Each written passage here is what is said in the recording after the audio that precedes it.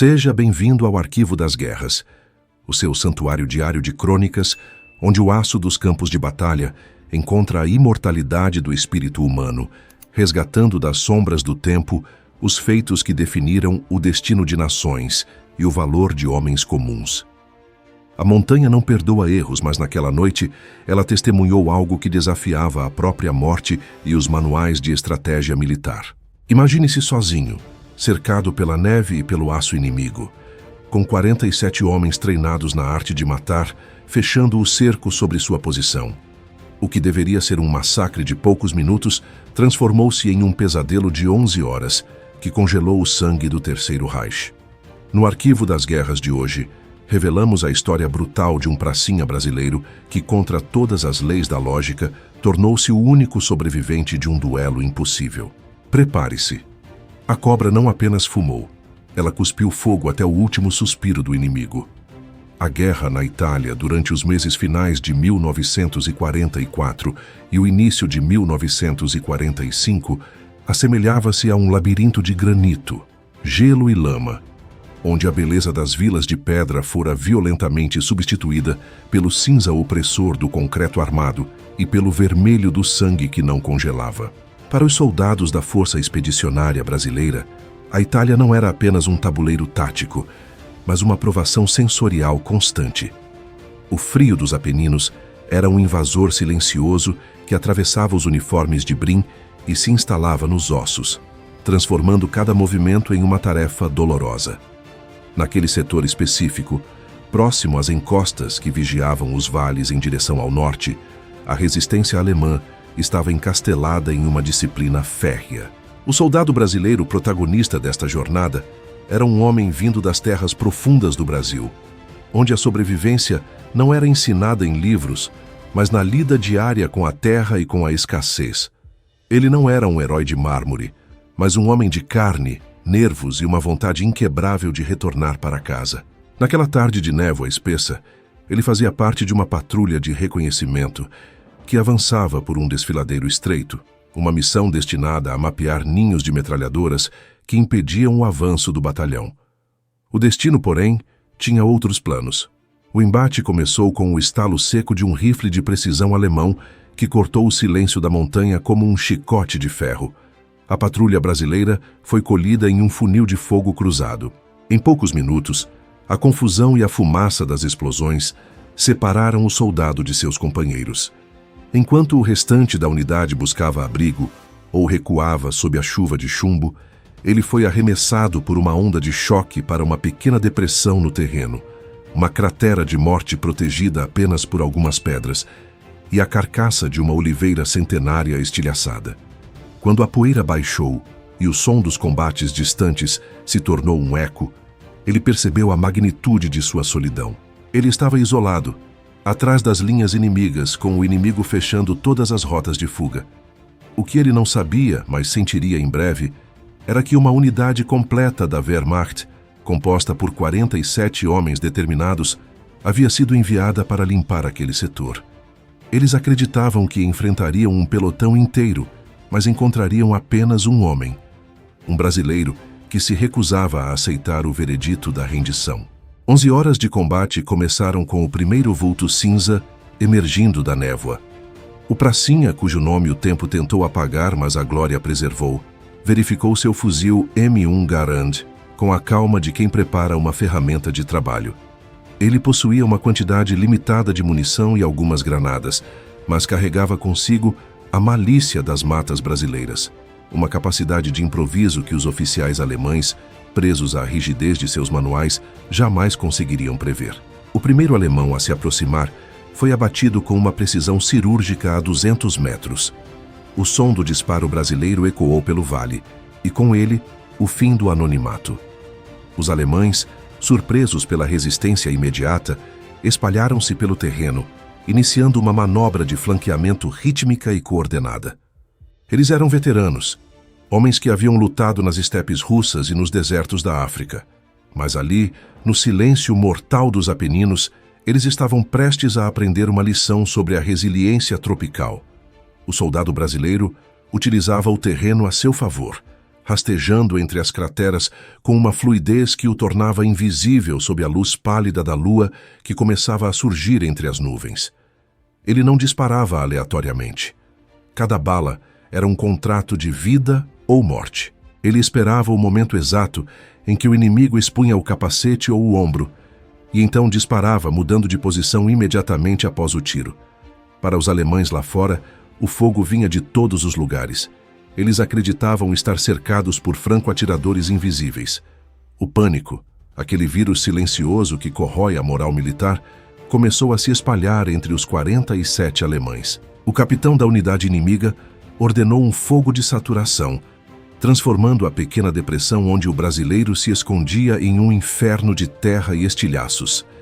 As metralhadoras MG-42, conhecidas como serras elétricas de Hitler, cuspiam 1000 disparos por minuto, rasgando o ar com um som característico de pano sendo rasgado.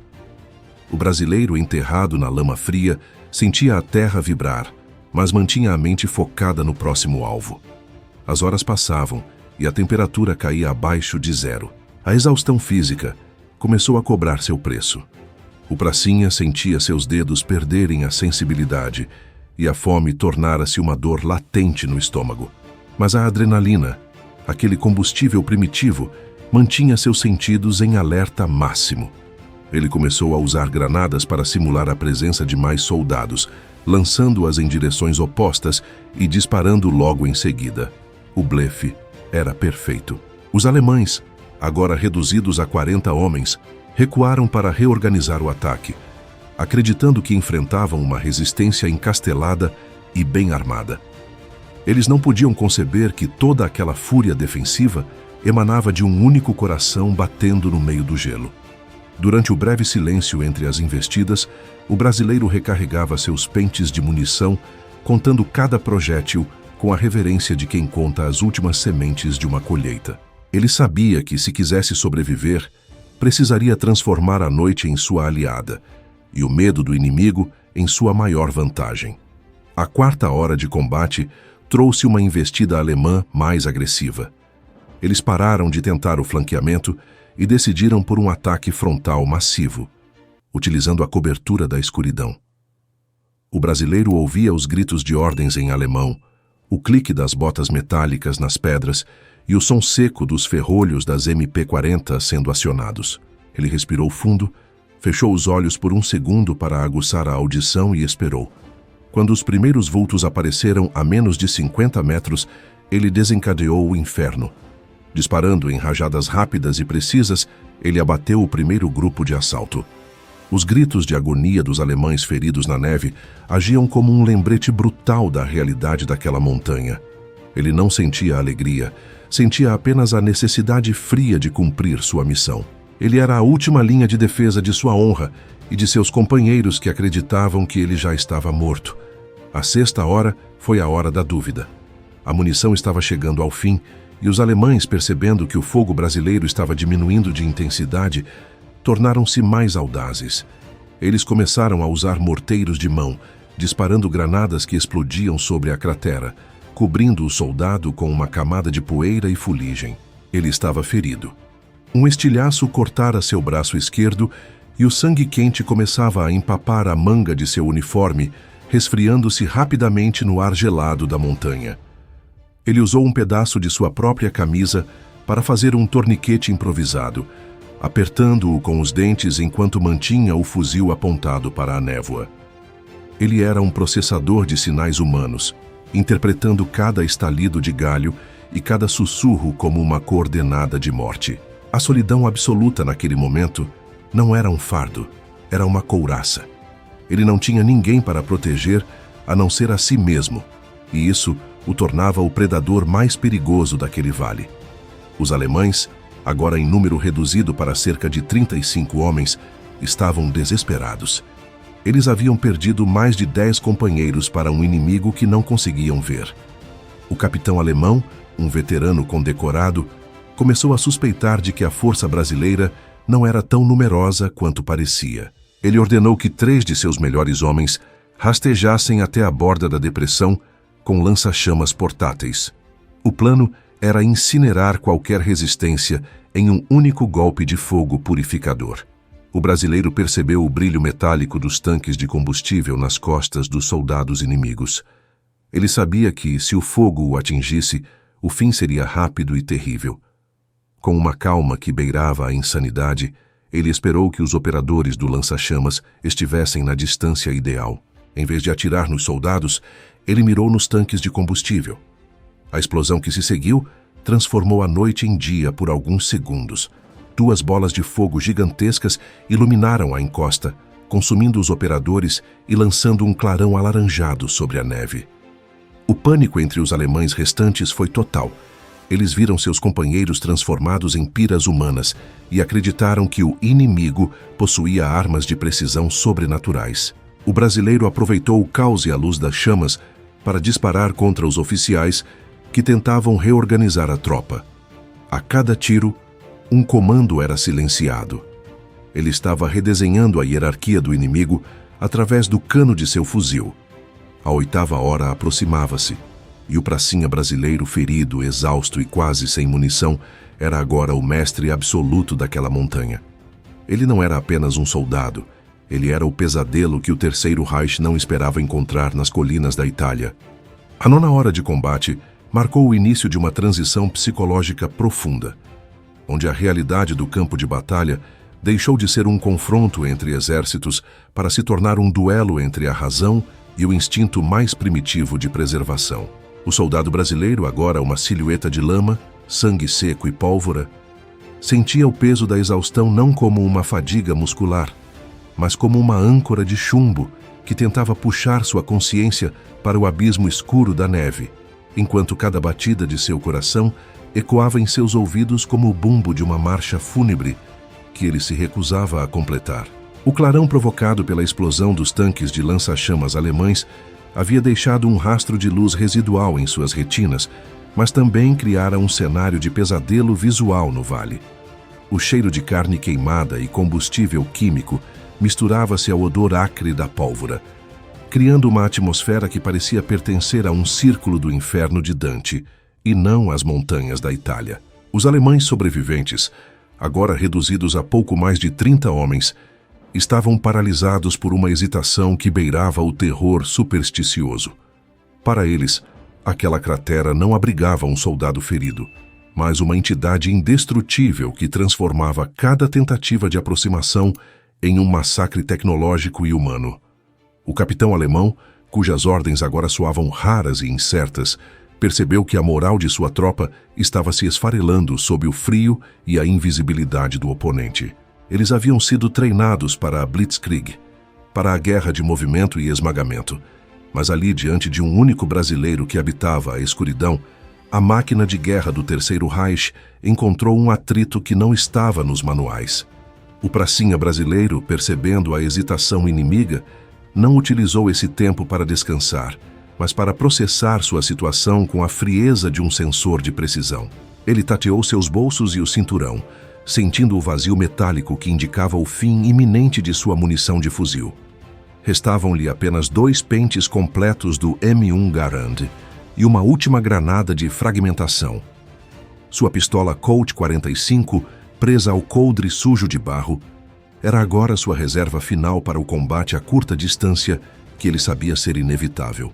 Ele começou a realizar uma manobra de mimetismo absoluto, enterrando-se ainda mais na depressão do terreno e usando os restos de ramos de oliveira para cobrir seu capacete e ombros. Ele tornou-se parte da geologia local, uma extensão da rocha e da lama.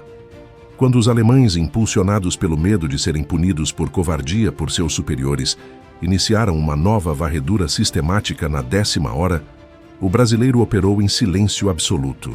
Ele não disparou contra os primeiros vultos que viu a 100 metros. Ele permitiu que eles se aproximassem, permitiu que o som de suas botas na neve se tornasse o único guia de sua pontaria. Ele esperou até ver o brilho do suor no rosto de um sargento inimigo que liderava a patrulha. O disparo, quando veio, foi o único sinal de vida naquela tumba de gelo. O sargento caiu sem emitir som, e o brasileiro já estava rastejando para um novo ângulo de tiro, deixando para trás apenas o eco de sua presença. A 10ª hora foi o palco de uma dança macabra entre a vida e a morte. Os alemães, desesperados para terminar aquele pesadelo antes que o alvorecer revelasse sua incompetência para o comando superior, lançaram um ataque de saturação com granadas de mão. O ar acima da cratera tornou-se um enxame de estilhaços e terra. O brasileiro sentiu a pressão das explosões martelar em seus pulmões, e um novo ferimento abriu-se em sua perna direita, mas ele não gritou. Ele transformou a dor em um sinal elétrico que mantinha sua mente desperta.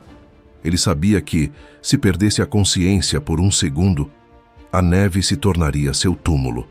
Ele começou a utilizar os capacetes e uniformes dos alemães que haviam caído próximos à sua posição, colocando-os sobre pedras e galhos para criar alvos falsos. Os alemães, com os nervos estilhaçados, disparavam milhares de balas contra bonecos de pano e aço, revelando suas próprias posições a cada rajada.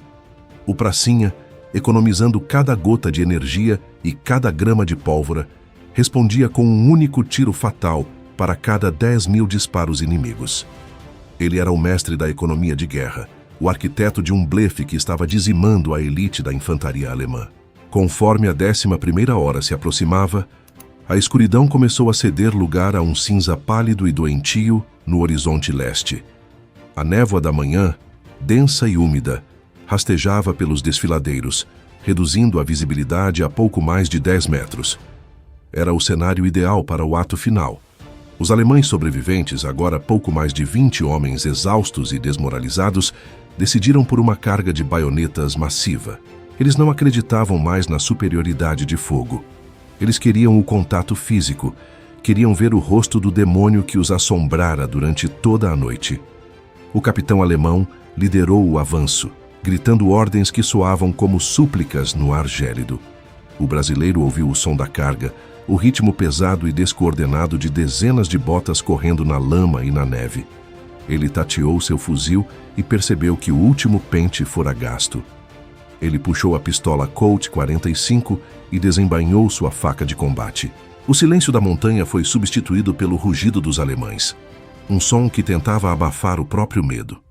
O primeiro alemão a saltar para dentro da cratera não teve tempo de acionar sua MP-40.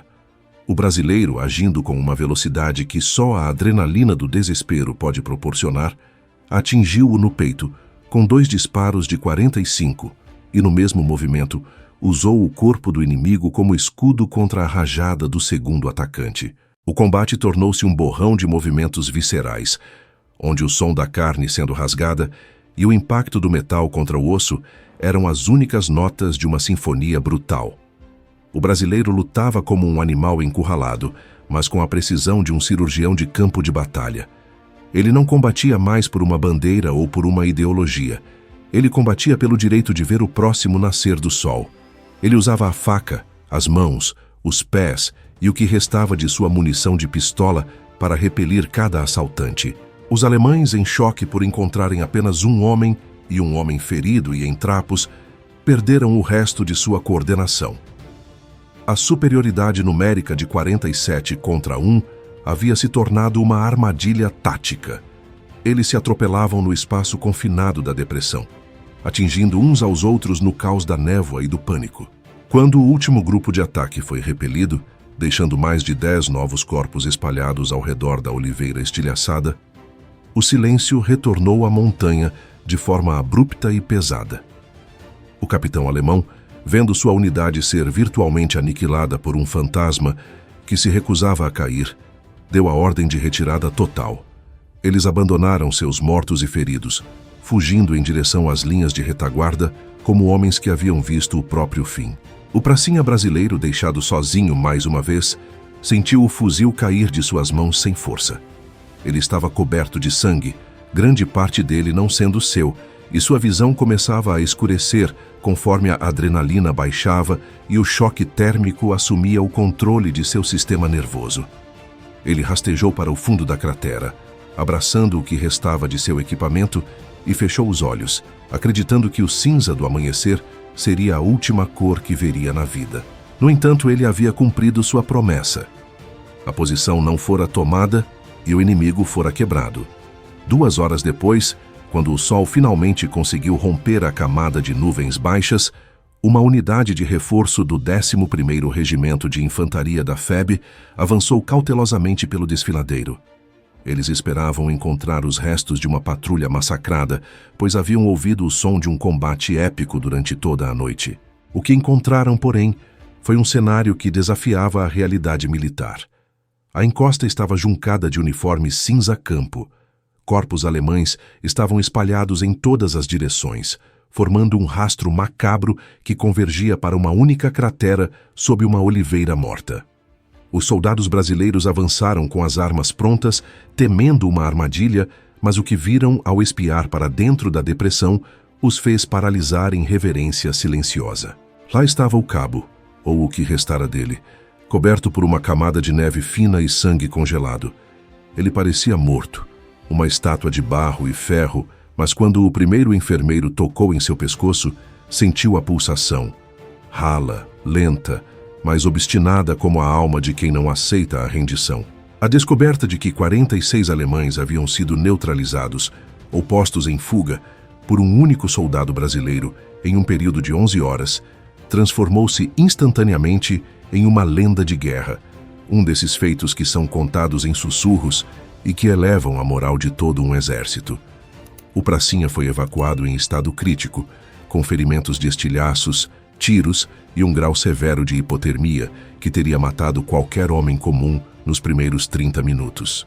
Ele era o único sobrevivente brasileiro daquele setor, e sua sobrevivência não era apenas biológica, era estatística e espiritual.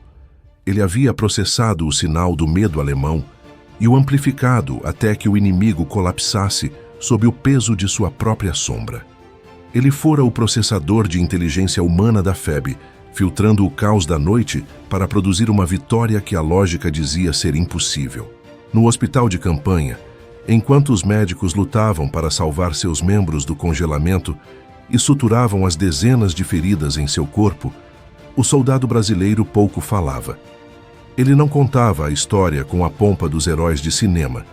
Ele apenas pedia notícias de seus companheiros de patrulha.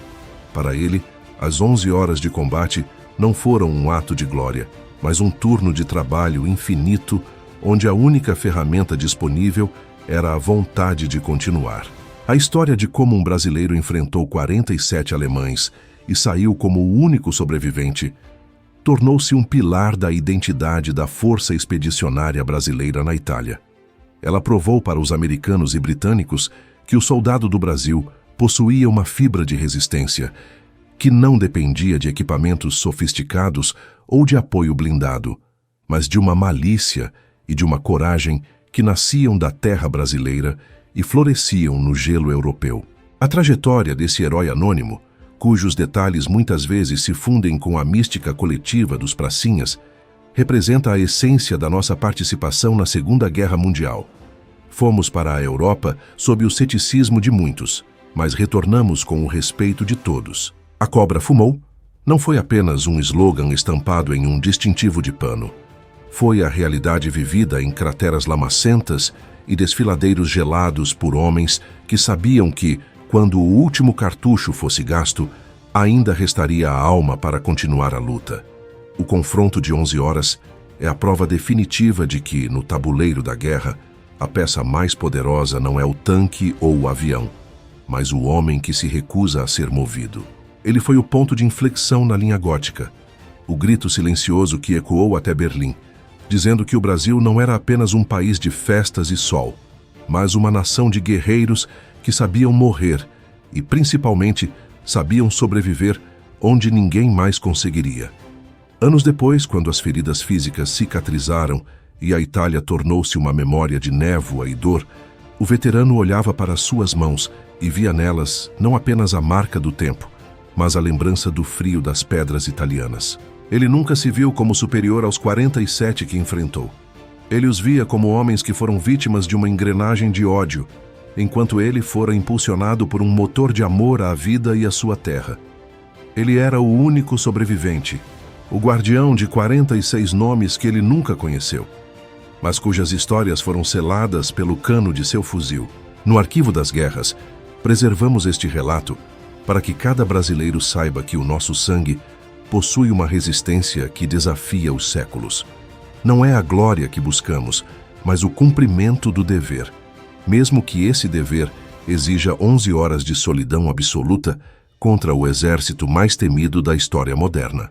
A montanha onde o combate ocorreu hoje está coberta de flores silvestres, e o silêncio é preenchido pelo canto dos pássaros, mas para quem conhece a história, o solo ainda vibra com o eco dos disparos daquela noite de 1944. O capacete amassado, o fuzil sem munição e a faca de combate tornaram-se relíquias de uma era onde a coragem era a única moeda de troca permitida. O pracinha brasileiro que venceu 47 homens é o símbolo de que a nossa nação, quando colocada à prova, não apenas resiste, mas prevalece. Ele voltou para o Brasil, para o calor e para a paz, mas deixou na Itália um pedaço de sua alma e uma lição de heroísmo que as futuras gerações nunca poderão esquecer. Ele foi o um que sobreviveu, para que a história de todos os outros pudesse ser contada com a dignidade que o sacrifício exige. Finalizamos este relato épico com a certeza de que a resiliência é a nossa maior herança. Que a história do brasileiro contra os 47 alemães inspire cada um de nós a enfrentar nossos próprios desafios com a mesma audácia e a mesma fé. A cobra fumou, a montanha tremeu, e o Brasil brilhou no meio das trevas da Segunda Guerra Mundial. Que o exemplo deste soldado seja o farol que nos guia em tempos de incerteza, lembrando-nos que mesmo sozinhos e cercados, somos capazes de realizar o impossível se tivermos a coragem de não nos render. O Arquivo das Guerras agradece a sua companhia nesta jornada pela história da nossa honra militar.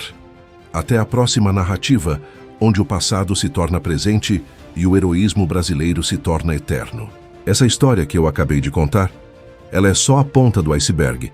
A gente sabe que a história oficial, aquela que ensinam na escola, muitas vezes é higienizada. Ela esconde os detalhes sujos e os acordos secretos. E se você, assim como eu, gosta de saber o que aconteceu nos bastidores, eu tenho um convite. Eu reuni 50 fatos documentados que os livros ignoraram em um material exclusivo. O lado oculto da história. O link para baixar está aqui na descrição ou no QR Code da tela, se estiver na TV.